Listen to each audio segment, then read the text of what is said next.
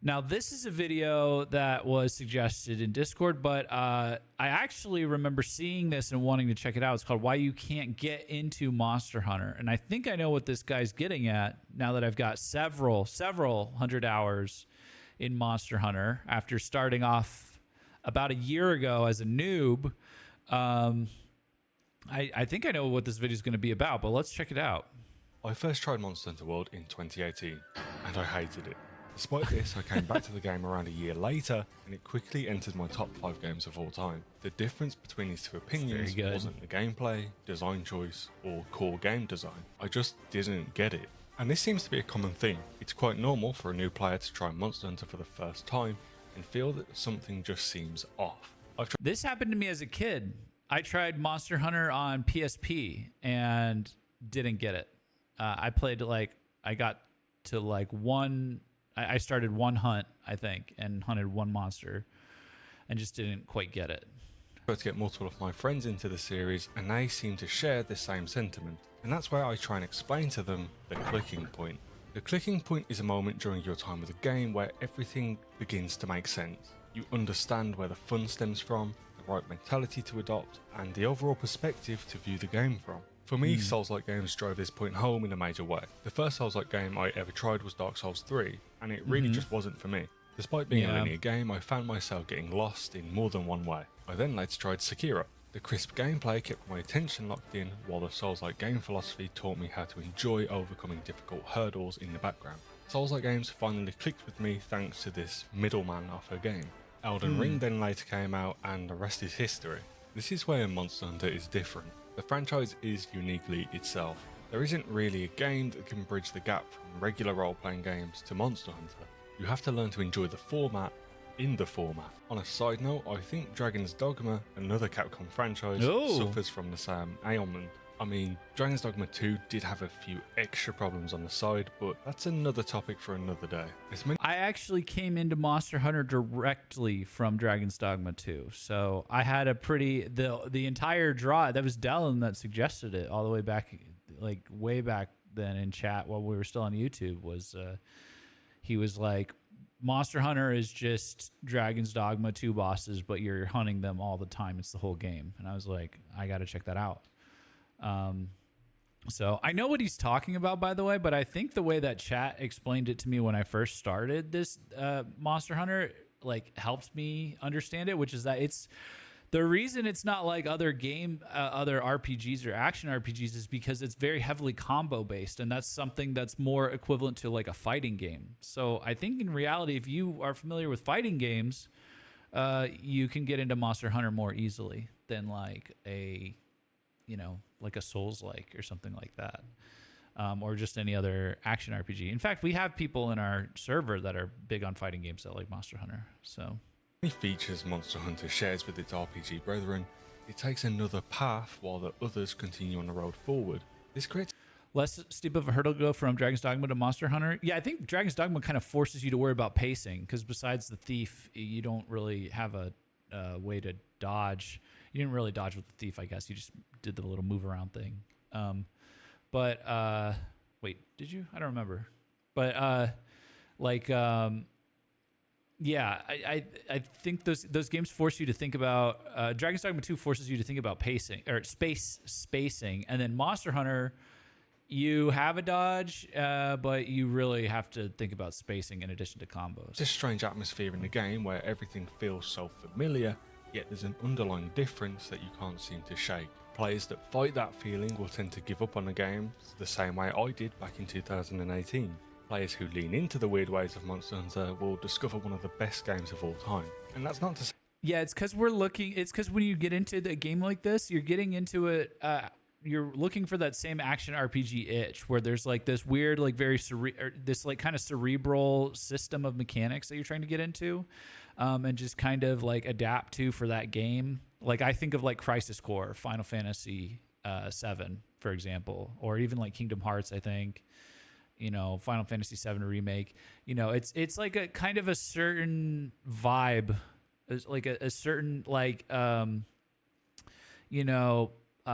almost archaic kind of system where it's like it looks like an action game to a degree, but you are definitely like You've got like a series of mechanics that you have to like kind of wrap your head around, and it's very stats driven, and stuff like that. And that just like once you apply yourself to that, I even got this in Tales of Symphonia. I went back and played that, and that's totally like, it's not even related to these newer ones that I just mentioned, but that just like revs your brain into like this.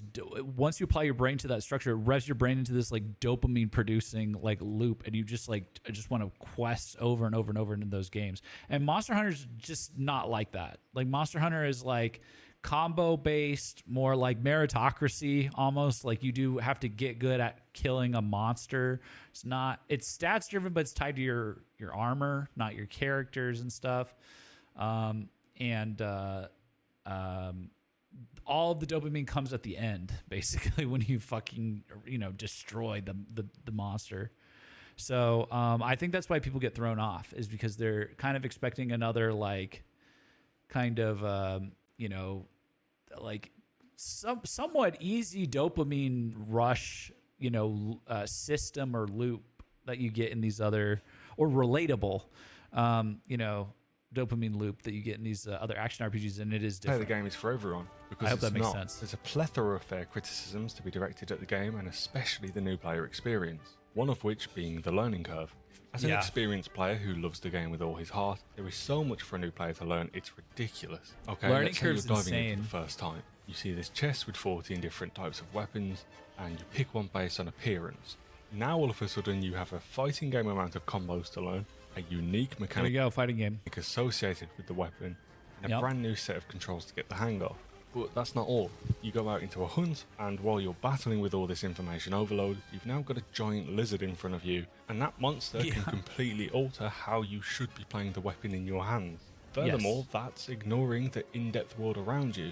Crafting system, food buffs, you get the point. One of the main issues with all of I took a whole year to understand some of the crafting and the food buffs, man. It's crazy. this is that the specific weapon you chose might simply not be for you in the first place. You might have picked up the switch axe, where actually the greatsword would have meshed with your playstyle a lot better. We can all agree the weapon you use greatly alters Monster Hunter's gameplay. If you stick with the game, this is one of Monster Hunter's greatest strengths. However, for a new player, it can be its downfall. It's very easy to feel as though you're doing something wrong, because you probably are, but that's 100% okay, and you need to learn that it's okay, because that feeling will always be with you.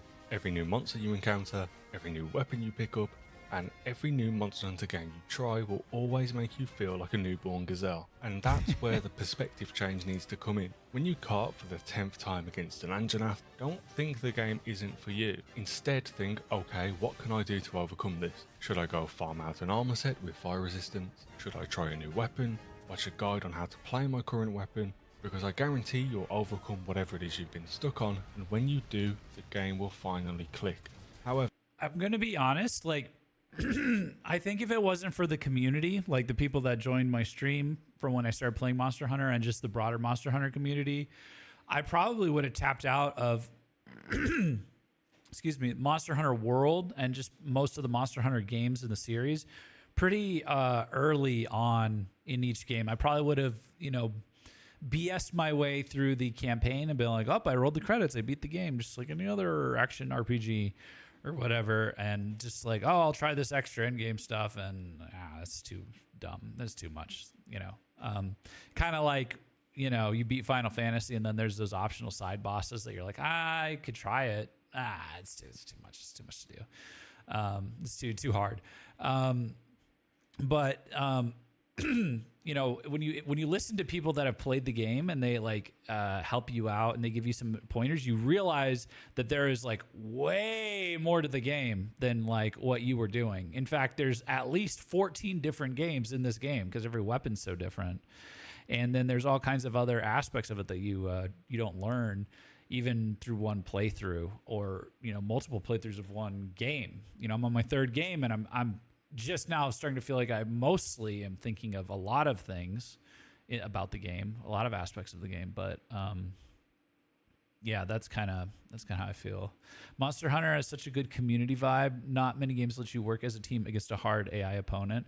Yeah, and I think Yeah, Elden Ring has that strength as well, but like something about Monster Hunter is like very in particular is very collaborative. You know, I guess it's the multiplayer.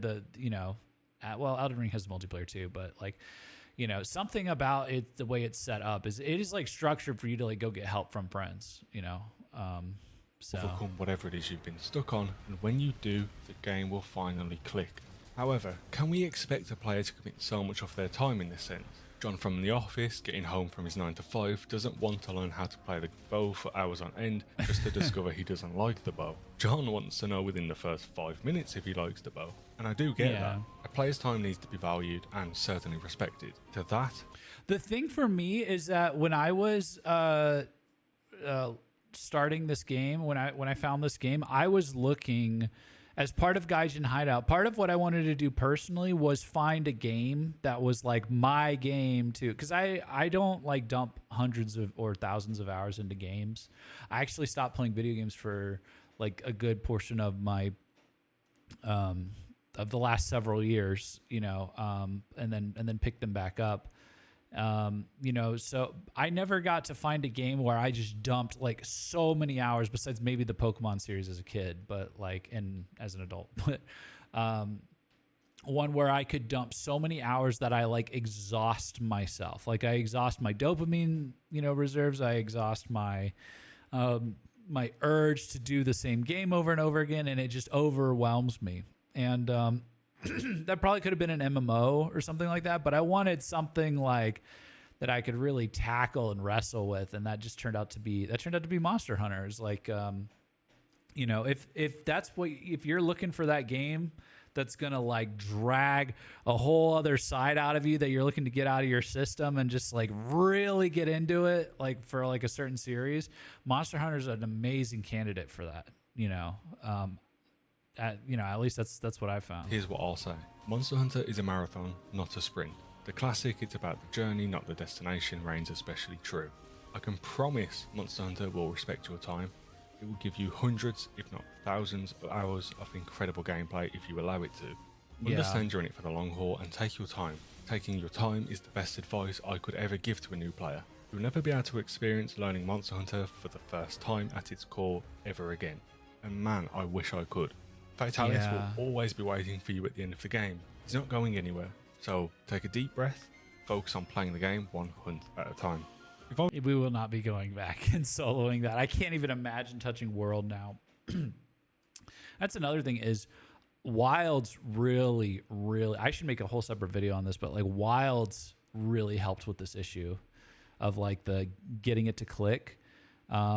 I know people complain that it's like easy or whatever, and we're seeing them correct that very quickly now in real time. But the on-ramp for new players, as someone who personally recruited multiple people into the series with Wilds, is so much smoother now. And the pain factor of trying something new is so drastically reduced because of like just everything feels more modern to move around with. It just doesn't like hurt you so much to like miss a move. Like it doesn't hurt you on the inside. It doesn't feel like you're like, oh God, you know, even when I whiff something, just because everything's so nicely animated and designed.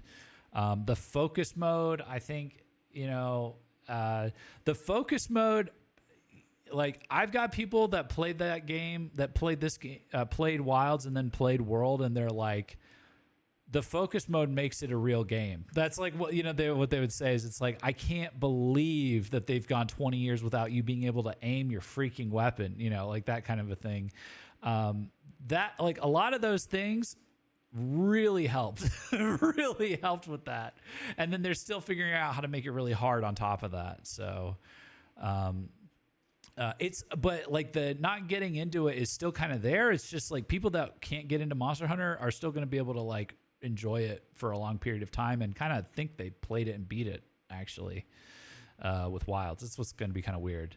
World, I know I definitely just felt like a total idiot bumbling through the whole game. And I was like, that's not how any of that works. Wilds, you could probably like, you can like really like figure your way out through at least the campaign like pretty well. So. Just to play devil's advocate, however, I do understand and almost resonate with the opposing perspective. I feel like very often with games or different TV series, anime, movies, whatever it may be, there's always that one person that says, oh bro, it gets good after the 10th hour, or it gets good at episode 42. And there is something to say about that. If a game can't immediately pull me in as a player, there's definitely a disadvantage and criticism of the game itself.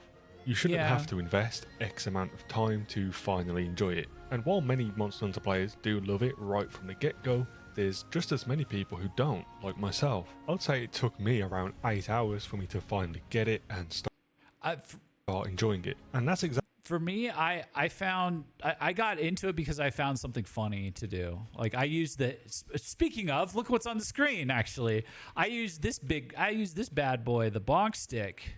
Not the bonk stick, the bonker, the hammer. I joined Team Bonk immediately, and in World it was so fun because you had the spinning hammer, the flying bonk attack coming off of any kind of incline surface. It was just a hilarious meme weapon that you could just spam like an idiot if you were a total noob. I found a fun, if you find like something that really meshes with your style, that's like a pretty good way to suffer through the 10 hours till it gets good. The era of Bonk was truly a treasure. Truly it was. I really need to just go back and mine all of that for content. It is, the world deserves to have that revisited. And that's exactly why I don't constantly try and pressure my friends into giving it another try, because I 100% understand how crazy it sounds. I can't expect my friends to put in 5 to 10 hours into a game on the off chance they might like it. World especially can be a bit of a slow burn. And while the absolute best content does lie within Master Rank, I still think there's an amazing experience to be had in low and high rank. So if you are receiving advice from others saying just stick it out until you reach Iceborne, or stick it out until you reach X Monster, try and keep that in the back of your mind. Oh my god, dude, like, I just got a dopamine release just thinking about Iceborne, man. Dude, that is like, I swear to God, I will go back and like clip that to hell on like a separate channel or something like that. The campaign of Iceborne was like the most serene, elite, flow state experience of gaming I've ever had. Do you guys remember that? Like I was streaming outside, I think, wasn't I? I had to stream outside and yeah. And like, it was right before the Wilds beta, and I had like 2 10-hour streams on a weekend, and I think it was 2 weekends in a row of just, I did so good. After like 3 months of suffering in World and like, learning a weapon, giving up and relearning it. And then it was like Barriath, Tigrex, Nargacuga, like, oh my god, like every single, like I just fucking ripped through them, and they were so fun, and I got most of them on the first try, which was unheard of for me at the time, especially going into master rank. And it was just like all the way up through Velkhana, like that first half of the story was like, that was like the height of gaming period for me. Like that was just because it was like, it was dozens of hours of suffering and progression and enjoying myself. But like that, that still lives rent free in my head when I think about that. Like, dude, like it's so hard to like explain to somebody, I guess, that hasn't done it, that hasn't put in those hours, and it's an insane ask, but you put in all those hours and then you get the fucking expansion and you just start tearing into it, and all your effort pays off, and you just like, they made the expansion fights cooler than the base game fights and everything, and only you can access it, you know, not like a casual, like they didn't lead with like the the awesome stuff for the easy, fights necessarily in the base game. They really make you earn it in master rank. I remember like I like made myself suffer on arch tempereds in the base game so that I could like jump into master rank, kind of, in the zone, like on a roll, and not just get totally owned. And like, oh, it was all so satisfying, man. It was so satisfying, that whole thing. Like literally like 11 out of 10 experience right there was so good. It was insane. And then Alatreon slapped you down, says Black Mage. Oh, absolutely. Yeah, by the time I got past I got to the end game, it was getting pretty brutal. It was definitely getting pretty brutal. I was getting tripped up by I got tripped up by Brachydios. I think I had trouble with Sharish Vala, or confusion at least. And then the grinding lands. Oh yeah, like Rajang was so crazy. Rajang and Furious Rajang, that like fucking kicked my ass, and it was so cool.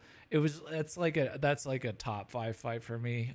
And then yeah, Alatreon just completely just destroyed my mental. I don't think I fully recovered from Alatreon until like a few months ago.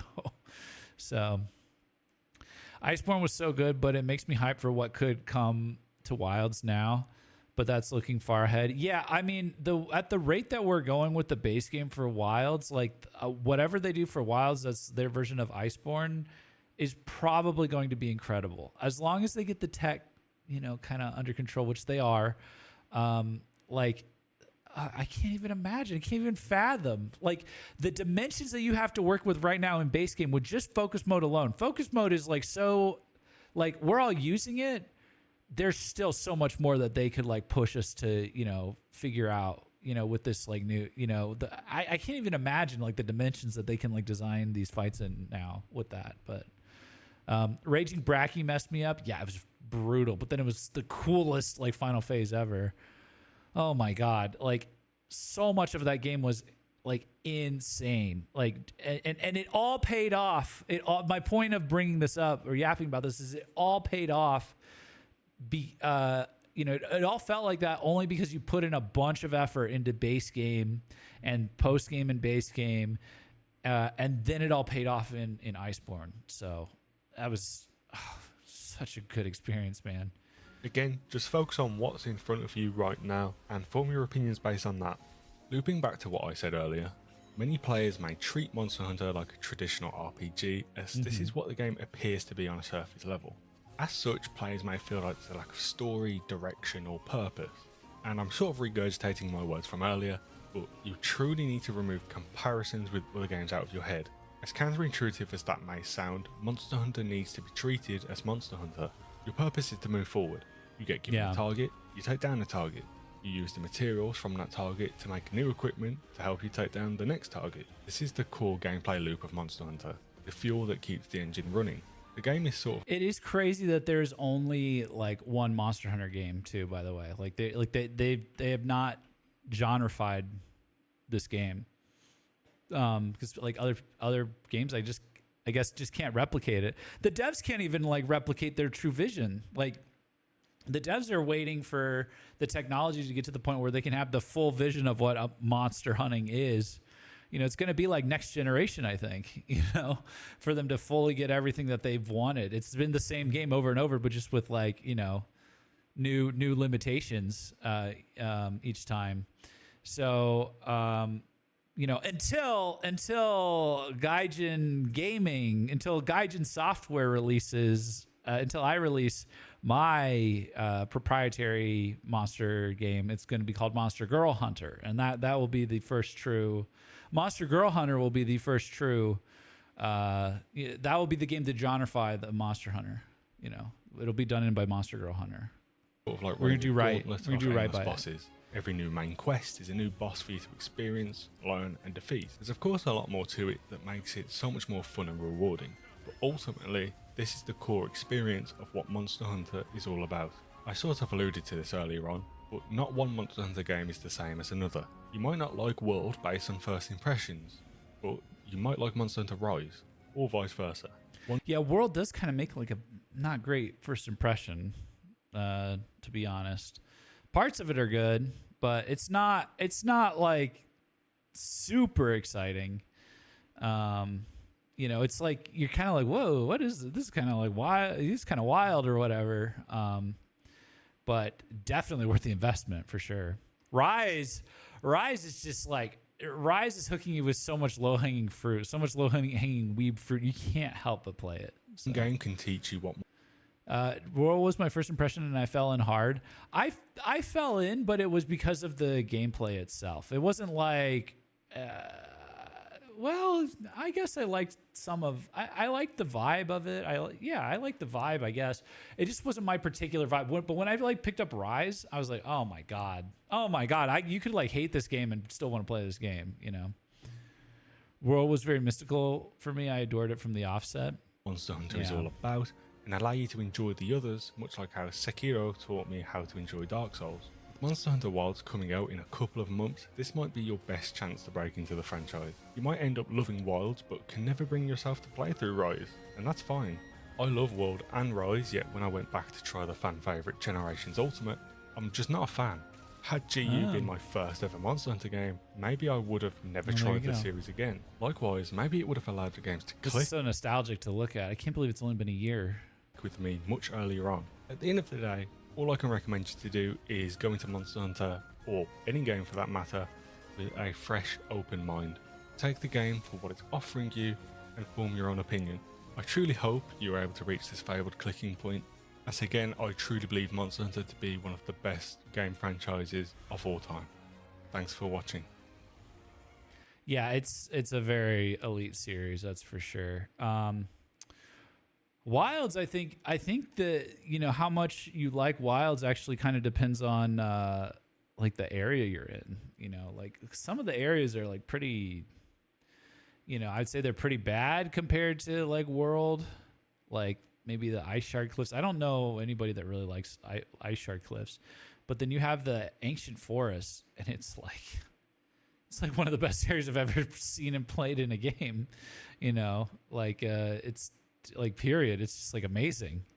So it's kind of under construction right now, I guess, Wilds, but like there's some high highs in Wilds, which any Dragon's Dogma fan, you take the low lows, but you do it so you can get the higher highs, the highest of highs. So Ancient Forest again, sorry, Scarlet Forest, Scarlet I was saying Scarlet Forest is what I meant. Like Scarlet Forest is like one of the best areas I've ever played. But yeah, I don't know. Let me know what your guys' clicking point was in the comments down below. If you're seeing this on YouTube, for me, I don't even know. I think the biggest clicking point for me was when Chad did explain, like, make the analogy that it's combo based, and that was pretty early on.